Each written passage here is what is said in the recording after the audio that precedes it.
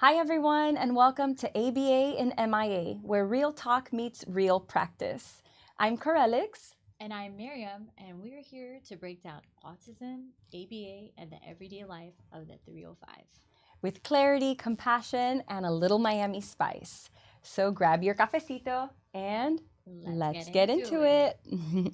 All right. So today actually is Autism Awareness. Um, I feel like it's so important for everyone to acknowledge what autism is. A lot of people, I think 10 years ago, nobody knew what autism was. So a lot of education and kind of like companies are coming out to schools and talking about what autism is. It's so important for teenagers to understand that because there's a lot of bullying, especially with Mm. kids with Asperger's and high functioning kids. They think that they're just the weird kid, right? But I think if you start to acknowledge what autism is, you become more understanding, especially in the community outings.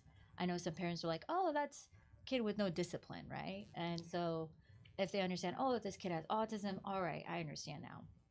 So it's cool that we have this month to just kind of educate society and learn more about autism. So, I think yeah. that's a really good point you bring up, especially for the higher functioning kiddos or the ones that are mild or on the spectrum. Um, so much about them seems so neurotypical, so normal. They blend in so well. And yet they sometimes have like these social peculiarities or oddities or idiosyncrasies, right? That make maybe like their peers kind of take a step back and keep their distance or wonder like, I can't really quite put my finger on it, but there's something different about this person. And sometimes it's kind of like an invisibility, right? Like an invisible disability in a way.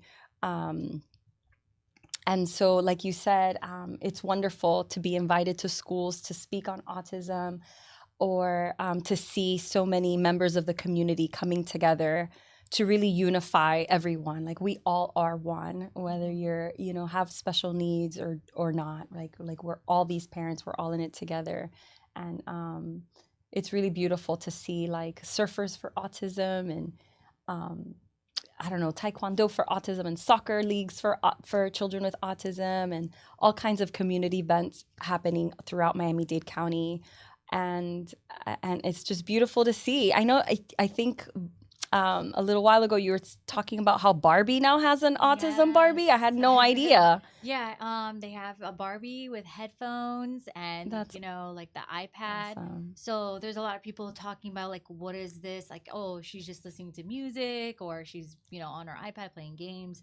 But in reality, it's the headphones basically block the sounds because, our clients are very sensitive to sound, or it's a communication device for the iPad. There's like the promo code that they use Right. and they go to the homepage and they communicate through that with the folder and select tabs and things like that. So it's pretty cool to see and, kind of share like, the information to your kids because then they'll be like, oh, I know like, okay, they're sensitive to sound. So maybe I might, turn down the volume of my iPhone or iPad. So they're kind of more understanding with that too. So it's pretty cool to see. I love Yeah. that. Like you said, like with understanding comes compassion, with Hmm. compassion comes empathy, with empathy comes love and acceptance, awareness and acceptance. And it's just a beautiful time of the year. I know we live autism day in and day out with our families and with our kiddos, but to see everyone else outside the immediate community also come together to support this cause is really beautiful. Yes. So, yeah. But yeah, so now that we kind of got that down, I wanted to kind of talk about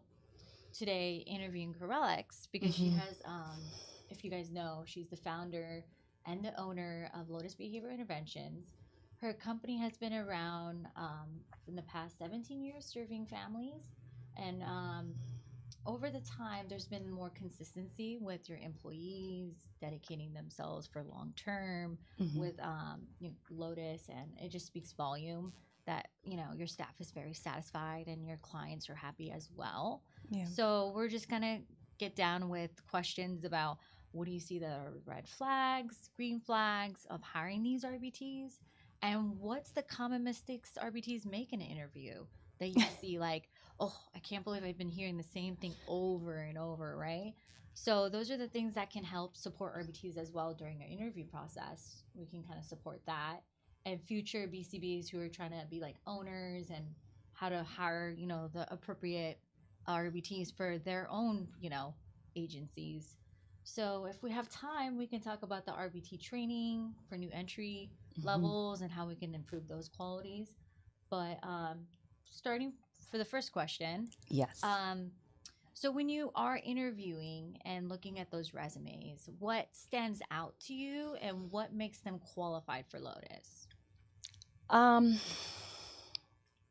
well, I will say that interviewing is something I take very seriously from day one. I've always done all the interviews myself. Recently, I have needed some help because I've been pulled apart in a lot of directions, but I'm still very much involved and I Mhm. always have the final say. So whether or not I conduct the interview myself, I always watch and review everything. Um, I want to actually bring a good point with this because a lot of companies don't do that. And mhm, that's what makes people less in touch with the company. mm. I feel like if you have access to the owner, all your concerns and your feelings that you have like questions on, you can just right away talk to the owner versus a third party. And that's like really important for, employees and they're being heard. So that's important. So that's really good that you're doing that. I think it makes a difference Hmm. too. I do tend to get that feedback a lot. Lotus has always been a small company, and I get that both from families and from team members. Right? They like the fact that they have accessibility to me. Of course, I'm busy, and sometimes there's a little bit of a delay, like there normally would be, but they still do have access to me, and I love my team, and I love all my families, and I love being there for them. Um, to the extent that I can, right? Um, but yeah, back to the interviews. I definitely like to be involved, and I'm definitely very, very picky. I have handpicked every single person that has ever worked for Lotus, and that's something I'm very proud of. We do have a pretty good track record. I have people that have been with me 11, 12 years almost. For a lot. For a long part in the beginning when I first started Lotus, it was just me, right? I became kind of a business owner by mistake, honestly. It wasn't ever on my to-do list or anything like that. My company just grew very organically. Like I loved the work I was doing and families just kept referring clients to me and I'm like, I think I'm full. Like, okay, I guess I'll hire one person, right? And it just turned into the small business that it is today. But I definitely do everything. I'm definitely very much involved with the process even today. That's definitely a point I wanted to make. Aside from that, the list is very long. Honestly, it's a very long list because to me, bringing on the right staff is how I protect my families first and foremost. Yeah. Because our kids need consistency, Mhm. and consistency starts with the clinical team. So I would say the first priority that you look for in your list? The first priority that I look for in my list is, um, I think, dedication to the field of ABA in general. I think that's what's been most important to me as take a step back and kind of review my long list. I think that's the number one because um, people can have really great interviews and people can look amazing on paper. Mhm. But if ABA, the field of ABA in general, is not their passion and is not their long term, Yeah. then that's going to cause problems down the line, right? Because Yeah. then you're the probability that they're going to leave, Mhm. whether it's to work with another company or to finally get their career going, the one that they really want, right? Like sometimes being an RBT, which is the lowest level certification that we have in our field, right? Sometimes being an RBT is kind of a stepping stone for these young professionals, right? Yeah. You technically only need a high school diploma to be an RBT. And so there's a lack of specialization right? Yeah. And a lot of people just want to get their feet wet in the field of psychology, and they want to have a well-paid position without having a master's degree, without having a bachelor's degree, without having a doctorate degree. Some companies can pay really well, again, with just a high school diploma. And so I think that's something that we have to keep in mind. I feel like wasting time is a big deal because I know these companies will, okay, well, they have like 1 year experience, and but like kind of like what you said, they're not on that ABA route. They're just kind of doing it for the money, or they're just kind of doing this on the side and they're going to school and studying something else. So I feel like if for a BCBA who's supervising an RBT, like you're basically training them and then they're gone. Then you're going to train a new person and start from scratch. So it's kind of like, okay, well, I dedicated my whole time to this person and now they're leaving. And then I got to do it all over again. And then that BCBA gets worn out and says, okay, I'm burnt out.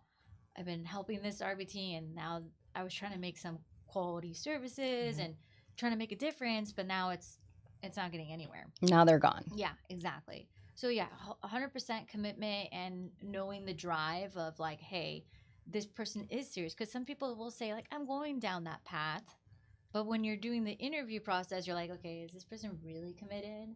Just from their demeanor and how like, are they serious about their life?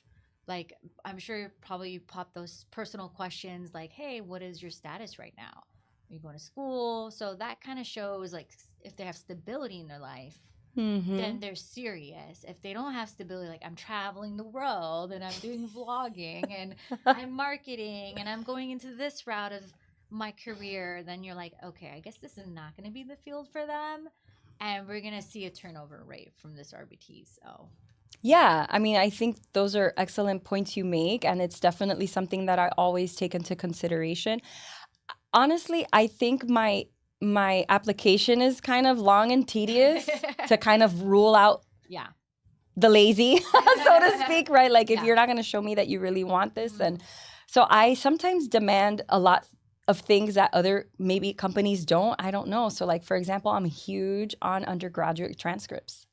I make them a requirement. I review them. I will look over your grades and I will look to see whether or not you're taking an ABA course, and I'm obviously I'm going to choose the ABA student with A's over the, I don't know, criminal justice student with, other kind of grades, right? So there are a lot of things that I take into consideration that are clues to me. Like, I know I can count on this person for 12 months, 24 months plus. Are you working toward becoming a board certified assistant behavior analyst? I would love to help you with that. I have a huge passion for building professional and, high quality professionals in this field, clinicians in this field. And so that's something I look for. It's kind of a partnership, right? Like I want the company to pour into you just as much as I want you to pour into our kiddos and into our families. But yeah, that's great. So my other question is now the red flags. So what do you see that would be like a red flag to you? Again, so many things come to mind. So for example, what's a common one? A common one is probably typos. Like this is so obvious, right? But you'd be surprised like how many poorly written resumes or poorly written like cover letters, or like you can tell it's just like the same resume from everybody with just like a different name at the top. Yeah. Like those generic formatting that I don't know, ChatGPT does or somebody, or like LinkedIn does, or I don't know where they come from. But it just shows lack of effort, honestly. It shows lack of effort. Also, I think presence to me says a lot. When you go out there, you're representing yourself as a professional, but you're also representing Lotus. You're representing the company. And so, you don't have to look like a runway model, but like if your hair is tidy, that's a plus. If you have a clean face with, and your clothes doesn't have any holes in it or any tears in it. You're not dressed in sweats or pajamas. That's always going to be a huge Yeah. plus. You know, you'd be surprised the things that I've seen. Um, Pajamas, that's crazy. That's the first I've ever heard. Like, yeah. Crocs, don't wear Crocs Ugh. to interviews, right? Like, Yeah. you know, have a little bit of a respect and of a Mhm. presence for yourself and Yeah. what you intend to bring, Yeah. intend to offer. Well, appearance matters because that's the first thing you see, right? It So really if I does. know if I'm going to interview, I know that's the first thing they're going to judge me by. And I know our society is like, oh, we love the inner beauty, but at the end of the day, we're superficial and we have to look nice because that's what we're presenting, that's what we're selling. And I know our parents, they'll look at us and be like, she's wearing ripped up jeans.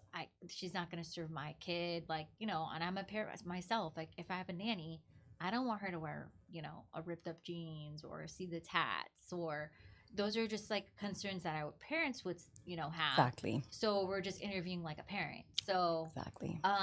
so yeah, those things are very great. Like even hygiene wise, like smelling, like that's a huge deal because I know some parents, one time a parent told me like, hey, I don't want to be rude or anything, but I smell like bad hygiene, you know, I have to put the Febreze on or whatever. Can you just let, you know, your employee know that, you know, this is a concern for Right. me and I know my child is a little sensitive to smell. So it was just like one of those things. So uncomfortable, so awkward, like Common sense things, right? a Like, conversation nobody ever really wants yeah. to have. And honestly, if I'm going to be honest, this is something that's been a little bit challenging Mhm. for me as well because obviously everybody knows that COVID happened. Yes. We can't forget that COVID happened. And when COVID happened, we started rendering a lot of telehealth services, which was amazing. But also, I got married during that time. I got Mhm. pregnant during that time. I Yes. had my first baby during that time. So even when COVID restrictions started lifting, I had my personal life that I was learning to kind of like mitigate with my professional life. And also fell back on having to do telehealth interviews, whereas in the past, I would always do my interviews in person. Mhm. And so you can't smell someone through a screen. So it's like, yes, I found this perfect person. On paper, they're great. The personality is great. The longevity is there. I see it. The good cultural fit, right? And then, you know, the other thing, the other thing was not perfect. And so, again, it's challenging as a business owner to kind of keep things simple. Like sometimes things are better how they used to be. I don't know if I sound like an old timer saying that, but sometimes things are better like they used to be. Yeah. Like looking at someone dead in the eye, right? And having a conversation is different from a screen. Yeah. And like you said, seeing them like head to toe, how presentable are they? Or are they just wearing a nice shirt and like pajamas on top? Like, don't interview sitting on your bed at home. Yeah. I can tell that you're in your bed, right? I can see your pillow. Like, that's not the best, right? Also, lighting. This is a crazy interview that you had. I can't imagine. I've had That's multiple. insane to me. Like, be That's aware of your insane. background. Like, even like, yeah. And like, even like if you're on Google Meet or Yeah. Skype or whatever, or like Zoom, right? Like, there are really pretty backgrounds you can choose Yes, from so that 100%. even if all you have is sitting on your bed, that's fine. I just don't want to know it. Yeah. You can put a pretty background and Yeah. it can be whatever. So that's just something to think about. Because those are maybe minor details for some, but they're not. Like every little detail matters for the overall package that you're presenting to a potential employer. Yeah, it sets its tone too because if you're not worried about your background or your bed, then how are you going to act in front of a parent? You know, Exactly. because the whole point of an RBT is to communicate with the parent before, know the clues. Like, okay, I can't put my shoes in their house. Like, I Right. can't wear my shoes in the house, so I have to put my shoes here. Like common sense knowledge. Like we need RBTs that have self awareness, just like we are teaching Yes. with our kids self awareness. So these are just common sense knowledge, right? But some people don't have that. And that's the red flag that I would say, hey, I think this is not going to work out. You can't teach someone that. You just, it comes along. Mm-hmm. And especially if you're a typical person, like you should at 21 or 22 understand that. Like as a Mm-hmm. professional, like you should understand like, hey, I'm gonna wear professional clothes, I'm not gonna show my cleavage. Mm-hmm. You know, I'm not gonna have a messy hair. I just like I never brushed my hair. I'm just gonna run to this interview and make it on time, right? So that's another thing. Time management is a huge deal because if you're clocking in, you know, a client's home, right? A lot of the parents see the time and they're like, where are they? They're like Mm-hmm. 10 minutes late, 15 minutes late. So if you see in the interview they're late, Yeah. they're never going to make it onto their client's house. And that parent's going to get mad, upset. There's so many like late notices and they're taking the time to come for their kid to like have the services. It's just unprofessional. So, yeah. Yeah. You're making me think of a handful of interviews, I kid you not, that I've had with people driving Oh, God. in Miami traffic. You know how it is to drive in Miami traffic? Yeah. Like every 5 seconds, you're having to evade somebody from hitting your car Yeah. or like cutting you off. So you can imagine how those interviews went. Like you're not even looking at the camera because you're looking at the road and you're back and Yeah. forth and you're honking your horn and it's just very distracting. There's a lot of apologies going on. Oh, I'm Mhm. sorry. Oh, I think I missed my exit. It's just very awkward. It's very distracting. Yeah. Like I can't like I have to get to the point where I'm like, I'm sorry. We're just going to have to stop this interview. And please, if you can find some time, to if I decide to give them a second chance, honestly, because it's like if you can find some time where you can just sit and calmly have a conversation with me where you're not rushing, where you're not about to kill yourself, then we should reschedule this. Yeah. But definitely something for people to keep in mind. All right. So I think those are good key points right now. Let's kind of talk about the RBT trainings. Yeah. The new entry levels. So when you hire these RBTs, should I say they're a good candidate? Yeah. They meet all the requirements. You get all the paperwork done. So how does the training go? Like, what's the first step that they need to, do? And then are they on a probation period? And if they are, what do they have to pass during this probation period? Because I know there's like a lot of people like you start them, but then sometimes they don't meet that qualification later on. So Yeah. So pouring into someone who is a new hire is pretty extensive because not only do I want them to be an RBT or a registered behavior technician recognized by the Behavior Analyst Certification Board, but then I also want them to meet our standards of clinical care within Lotus. And so it's a very long checklist of all kinds of things. But the first thing I think I want to emphasize is having a really good 40-hour RBT training course. I think for quite some time, there was a free course going around that a lot of people were very excited about because obviously it's free. And, there were other courses that are much more expensive. yeah. And so I think the popularity of that free course has died down quite a bit just because of overall, lack of quality, lack of technical support, a lot of glitches, I think. And so we really, personally at Lotus, love the RBT training course at FIT. It's been one that I've always gotten really amazing reviews about. Okay. And that I guess clinically provides a really comprehensive overview of like what your responsibilities are going to be as an RBT, what you can expect, what good supervision looks like, what bad supervision looks like, and it kind of helps to set the tone for a high standard of quality of care. So what's like the passing rate? Like if one took the coursework, have you noticed there's like a huge passing rate if you take that coursework? Yeah, that's a good point. I feel like again, I don't know that Lotus is a good company to maybe compare because we've always had a good passing rate. Yeah. When we first started, we used to do our RBT training courses in person with our actual staff. Yeah. And then when a lot of online versions started coming out, we tried switching over just to see. And we also tried the free course for a while.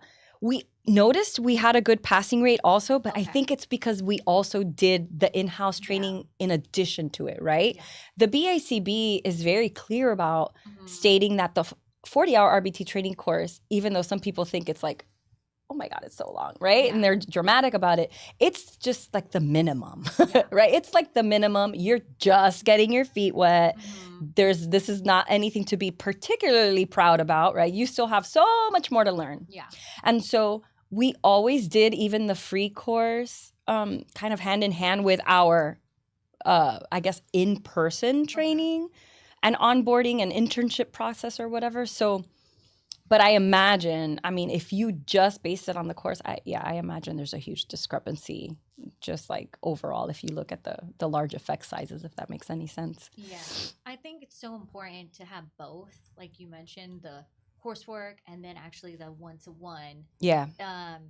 in-person overlap of, supervising them, and especially like your leader, like your RBTs that have more experience, you kind of overlap with them and then get a perspective on like, hey, what do I do in this situation? Because the BCBA doesn't have that much time to do all that training. So especially getting from their perspective as the RBT, like, hey, do you think this person's committed? Did they come on time? Because they might act differently than a BCBA. They'll probably come on time because they know they're like hierarchy. But if it's the RBT, they're like, oh, I'll take my sweet time. They're like the same age as me. So it's good to see from their perspective how they act with them. Yeah. Because that they get a little bit more comfortable, right? So and the training, like I know with Lovas is so great. You guys have like an outline of what you guys need to, meet, what to show them. You go over the task analysis, and then also like give them that model strategy where the RBT runs a program, and then when it's time, the other RBT goes in there and hand to hand runs the program, and then they get the feedback. It's so important because I feel like just observing the RBT, you just don't get much out of it. Well, or you think you do, and then you just really don't. Yeah. when you're left alone, you're just like, wait, what am I doing here? I think definitely. Tasking, yeah. Yeah, you have to be an octopus to be an RBT, right? You have to take data, you have to do this, where are your materials, your kiddo ran off, right? It's like so many different things going on at the same time. I think the one-on-one portion of it is the most important portion of it, and I feel like sometimes that gets skipped. Yeah. And so it's a very systematic approach that we take. Not only am I very adamant about training the new therapist across different cases, different severity levels, different age ranges, different abilities, but also across different therapists, like you said. Like each therapist, they might be running the same program in exactly the same way on paper, but their personalities are different. Yes. The way that they introduce certain things, or the way they deliver the reinforcement, or the way they communicate with the parent, or right? I always liked for them to have a very comprehensive kind of overview of the clinical team and how they can, consider themselves a part of it. Yeah. And it's always good to learn from other people. I always say 2 brains are better than 1, 3 brains are better than 2, right? And so I like to get them as feeling as a part of a clinical team as soon as possible, and that definitely starts with the onboarding process. Yeah, definitely. I definitely think that, like what you mentioned, getting different RBTs to model it, like because like you said, one's more like outgoing NET style, the other one's more like very by the book. So it's good to get both perspectives, and then they can find their way of like what kind of RBT am I going to present myself. So yeah, that's cool. So what else were we talking about? We were talking about forgot. What else? Let's see. I think another thing that I can point out, especially when you're rendering services in the natural environment, right? So we now have a beautiful cottage in Princeton, Florida. We call it a cottage because we want the space to feel more like home than a clinic. And but that's brand new. We are welcoming summer kiddos and summer families. We have a summer program that's starting up now. The very first Friday when school lets out is going to be our first day, so we're really excited about that. We're currently enrolling, but for many years before that, right, like 17 years before that, we have specialized in natural environment services, so in-home ABA, in-school ABA, daycare, after-school care centers, and other community centers throughout Miami-Dade, Broward, and Puerto Rico as well. And so now, when you're looking for someone for a child, I'm obviously going to use geolocation technology to make sure I'm not choosing a therapist that is going to quit after just a couple of months because it's too far from them. Yeah. You know, it's Miami traffic. It gets worse every single day. There's always an accident. There's always construction. That's just something that you're going to plan ahead for. Yeah. So I feel like the better you are before day one, right? The better you are at choosing the right staff, location, scholastic preparation, obviously experience, personality, tenure, like, is this person going to still be with me in 2 or 3 years? If the answer to that is probably no, then you're probably not, it's probably not the right person for your company. If that matters to you anyway. And I think it should matter because turnover is a huge problem in this field. And even then, even when you take all of these precautions, it's not to say, our tenure is perfect either, right? Sometimes people leave after a year, and that's okay, right? People have to find their paths, and some are meant to stay long-term and others are not. But it just makes a whole lot of sense to be prepared and to take every action and to make every decision that aligns with that in mind. That's beautiful. That's beautiful. So I just wanted to say thank you guys for watching us. Awesome. Hopefully we answered everyone's questions, and this was a great conversation. If you guys have any feedback, let us know. And you can check us out on TikTok, Instagram, Facebook, and YouTube. Yes. Yeah. We would love to follow you guys and answer your questions. Reach out to us. See you next time.